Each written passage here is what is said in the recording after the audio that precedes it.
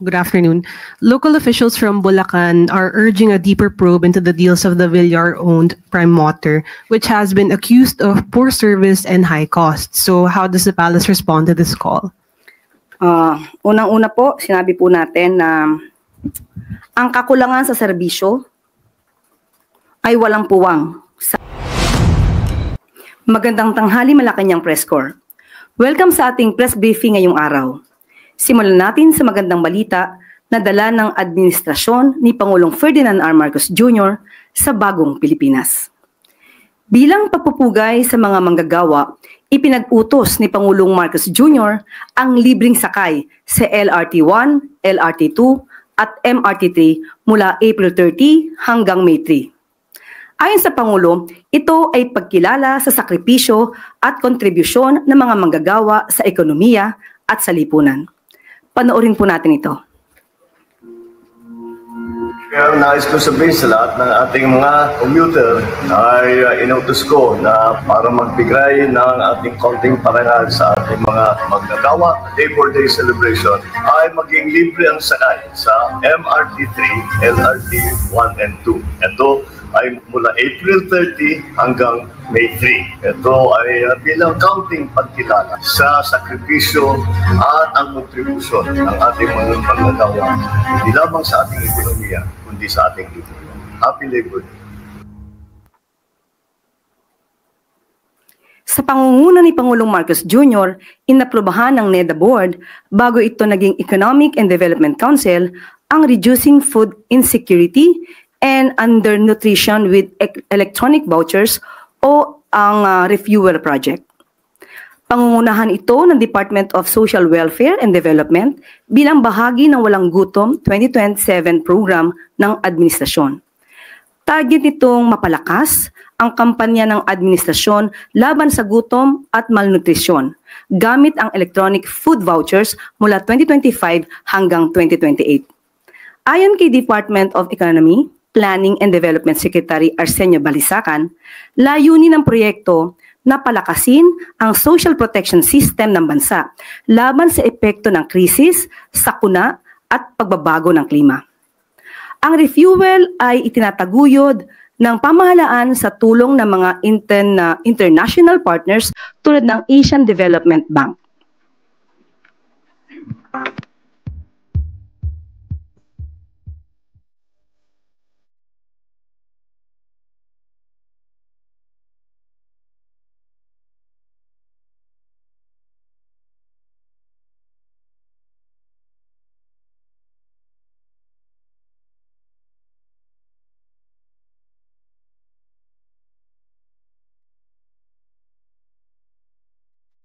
Isa pa pong good news, patuloy pa rin ang pagtutok ng Administrasyong Marcos sa kalusugan ng bawat Pilipino.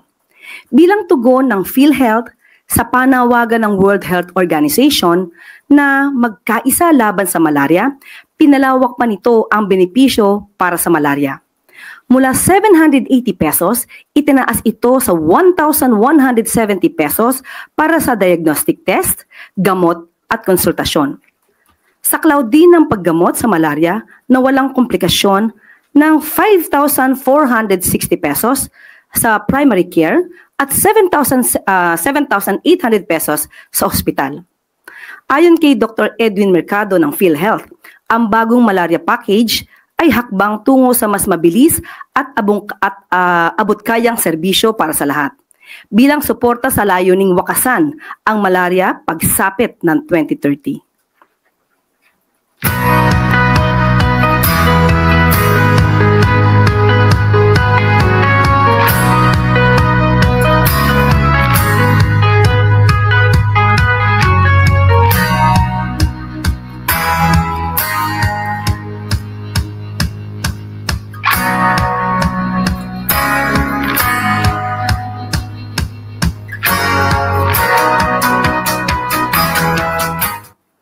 At ilan lamang po yan sa mga good news sa araw na ito. Maaari na po tayong tumanggap ng inyong mga katanungan. Christian Yusores, Radyo 630. Good morning po, Yusek. This week po, 2 beses na pumutok yung bulkang Bulusan sa Sorsogon, and batay po sa huling datos ng Office of Civil Defense, more than 15,000 na pamilya po yung apektado. Ano po yung direktiba ni Pangulong Marcos Jr. and siguro mensahe po sa mga apektadong residente? Dahil nga po sa direktiba po ng ating Pangulo patungkol po dito sa Bulusan Volcano Eruption, dumalaw na po kaagad-agad si Secretary Rex Gatchalian, DSWD Secretary. Pumunta po sila kahapon sa nasabing lugar at sila po ay nagkaroon ng pag-assess at binisita po ang mga evacuation centers. Nandun din po, ready na po ang mga food packs para po sa mga naapektuhan at nagkaroon din po sila ng mobile kitchen dito sa Barangay Tughan, Juban, Sorsogon. At maliban po dyan ay si Director Claudio Yucot po ay sinecure na rin po requested by the provincial government ang air assets for area reconnaissance and sinabi din po na nagbisita na rin po sila sa mga municipality sa Sorsogon. At mamaya po ibibigay ko po sa inyo yung mga detalye ng mga nasagawa na po ng ating mga heads of departments and agencies.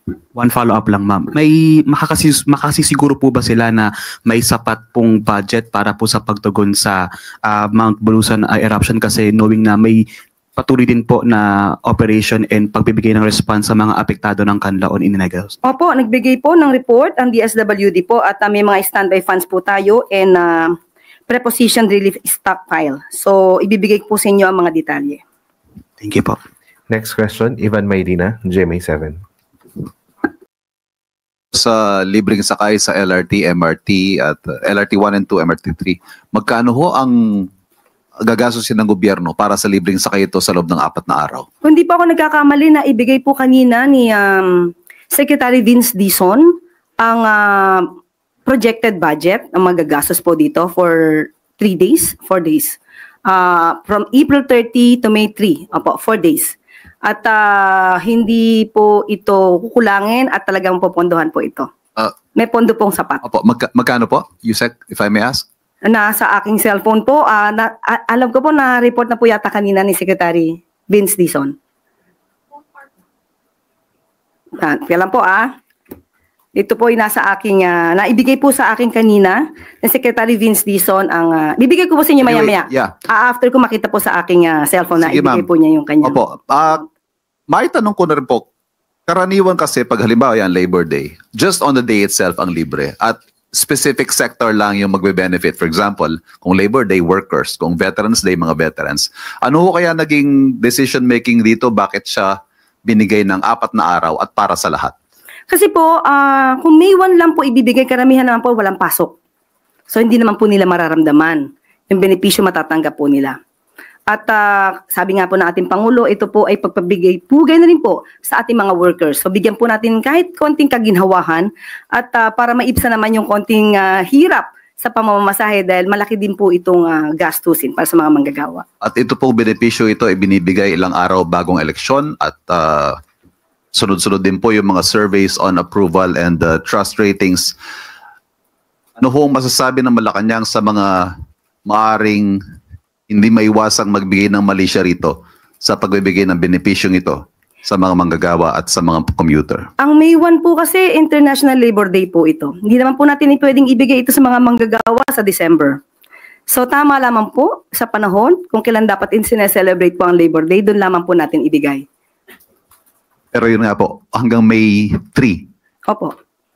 Para wag naman po natin bigyan ng mali siya. Hayaan po natin makinabang yung taong bayan sa mga maaaring itulong ng gobyerno sa kanila. Salamat. Jinky Baticados, IBC 13. Hi, ma'am. Ma'am, doon lang ako sa rollout po ng bigas para bukas. Ano po ang reaction ng Palace, ma'am? Dahil merong exemption na binigay ang COMELEC last Friday. It was signed already. But then po, sinasabi kanina ni Chairman George Garcia na they're waiting for the DA to have clarification with them kasi as far as they know, yung reso po na parang inilabas nila last Friday, sumasaklaw ng condition that says May 2 to 12 po, hindi siya applicable ng exemption. Okay, sabi nga po sa atin ni DA Secretary Kiko Laurel, nag-apply po sila ng exemption, nabigyan naman po sila. So ang hinihintay, sa buong kadiwa po ito, exempted po. So ang hinihintay na lamang po natin ay ang patungkol po sa LGU. Well, anyway, ang good news po, bukas po ilo-launch sa Cebu ang nasabing 20 pesos at lahat po, 20 bigas meron na. Okay? At sa Cebu po, hindi lamang po vulnerable sectors ang makikinabang. Sa araw po, bukas po sa bukas. Bukas po lahat ay pwede pong mag-avail sa Kadiwa stores sa Cebu. Hindi po pili, kundi lahat po na maaaring mag-avail po nito ay allowed po. Hindi po ito limited lamang sa vulnerable sector. Ma'am, I do not know how the palace reacts on this because kanina sinabi niya na tomorrow wala pong problema because May 1 pa lang. But May 2 to 12, parang clear nila na baka kung maaari daw ay gawin na lang ang rollout kahit sa buong Pilipinas right after election. I don't know what the palace would react on this one. Sa buong Pilipinas po? Ang sabi ni Attorney Garcia po, kanina nang in-interview siya. After election na lang kasi yung nga pong sinasabi nila on the reason na binigay nila for the exemption, May 2 to 12 lang po, ma'am. Kung yun po ang magiging panukala at polisiya po ni COMELEC Chair, tayo naman po itutugon. Yusek, good morning po. Sabi po ni Vice President Sara Duterte sa isang interview sa kanya na siya ay kasama dun sa ICC list po ng mga may kaso doon kagaya ng kanyang ama. At ito po ay kinumpirma din ni Presidential Sister Senator Amy Marcos. Sabi po ni Senator Amy, yung nakita nila nung una nasa huli yung pangalan ni BP Sara, pero ngayon after a few days, may report na parang uunahin na siya. Any comment po from the palace at kayo po, ang palakanyang po ba ay hihingin din ang tulong ng Interpol para sila po ay maaresto? Sa kasalukuyan po, ang inyong katanungan ay very hypothetical. So wala po kaming masasabi patungkol po dyan. At we are not dealing directly with the ICC. Kung meron pong katanungan patungkol po dyan, mas maganda po kung makikipag-usap sila sa ICC. Wala po tayong anumang impormasyon mula sa ICC. So wala pong information ng government kung kasama sina BP Sara, Senator Bongo, Senator Bato de la Rosa, yung mga dating ilang police officials, nakasama po sila doon sa kaso against FPRRD. Kung saan po nakuha ng Vice Presidente ang kanilang impormasyon, mas mabuti po sana kung sa kanila kukunin. Dahil sa panahon po ngayon, wala po kami masasabi patungkol po dyan. Thank you. Next question, Jean Mangalus, Philstar. Good morning or good afternoon.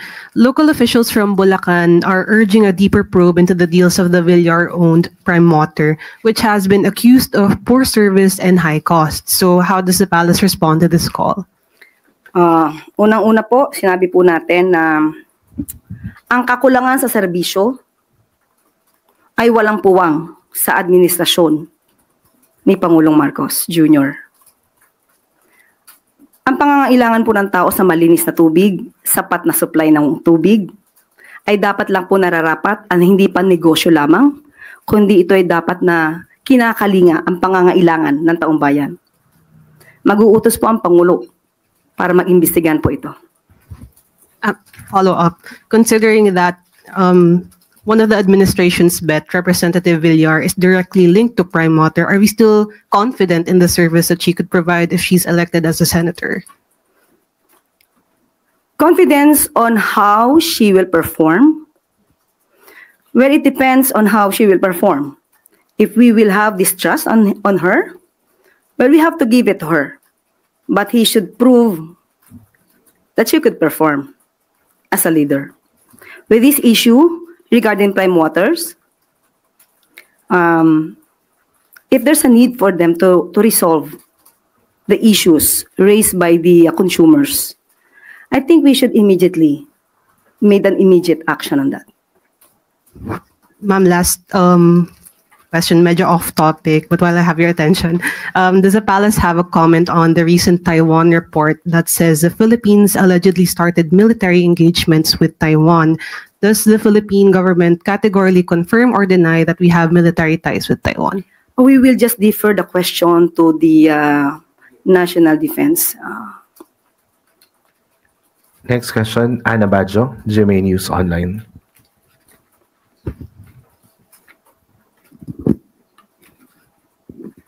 Good afternoon, ma'am. Ma'am, recently the NBI arrested a Chinese national with alleged spy device near Comelec. Has this information reached the president, and may we know if he has specific instructions regarding the matter, ma'am? That is an issue of national security, so we will just leave it at that. We will leave it at that, and we will just have an investigation, thorough investigation on that matter. Ma'am, how concerning this matter is for the Marcos administration? It's quite alarming. It's quite alarming, and that's there is still the president has distrust on the intelligence agents that made the operation. So we will just have to wait for the final investigation on that matter. Pero ma'am, sa ngayon po, wala pa pong instruction para ipatawag si Chinese Ambassador Wang Xilian, given na ganito na po yung developments regarding this alleged Chinese espionage. Ibabato na lang po natin ang katanungan sa ating si Secretary Gibo patungkol po dyan. Thank you, ma'am.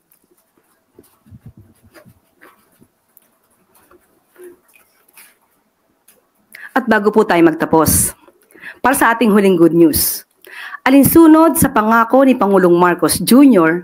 na hindi isusuko ang kahit na maliit na bahagi ng ating bansa, pinangunahan ng Philippine Navy, Coast Guard, at PNP Maritime Group ang pagtataas ng watawat ng Pilipinas bilang pagpapakita ng ating soberenya sa mga key na bahagi ng Kalayaan, Palawan at nasa loob ng 12 nautical miles ng Pag-asa Island. Pagpapakita ito na hindi kontrolado ng Chinese Coast Guard ang Pag-asa K2. Muling iginigiit ng sandatahang lakas ng Pilipinas at mga katuwang na ahensya ang kanilang paninindigan na ipaglaban ang karapatan ng bansa, protektahan ang karagatang sakop ng Pilipinas, at ipaglaban ang karapatan ng bansa na naaayon sa international law.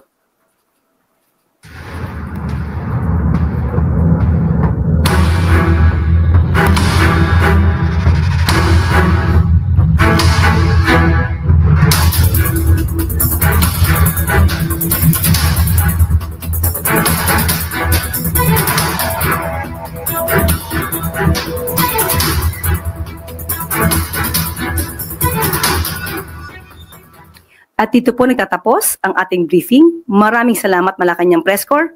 Magandang hapon para sa bagong Pilipinas.